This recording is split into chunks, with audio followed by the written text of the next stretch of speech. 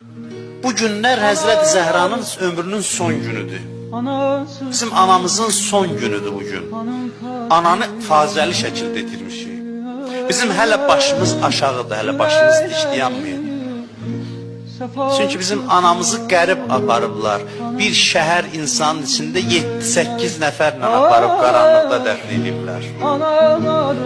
Öz qədrinizi bilin, ona görə qiyamətdə deyəcəklər, Eynəl Fatimiyyun. Hanı Fatimilər, sizi çağıracaqlar məhşərdə cəmaatın içindən. Hanı Fatimiyə əza saxlayanlar? Hanı Fatiməyə ürək yandıranlar, göz yaşı tökənlər?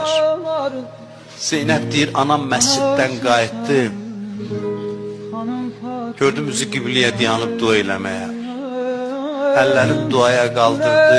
Mən sevindim ki, anam bəlkə özünə şəfa istəyər. Amma elə bir dua elədi ki, məni məyus elədi. Üzü qibliyə dayandı. Dedi, göstərdi atam əlini, ilahi sən and verirəm, o dizlərini qucaqlayıb oturan qərib, məzlum əlinin haqqına. Allahümmə əccil vəfati səri'a. İlahi ölümümü tez çatdır. Doydum dünyadan. Əlinin bu halına bundan artıq taqətim yoxdur. Əla lənətullah ələl qavmiz zalimin.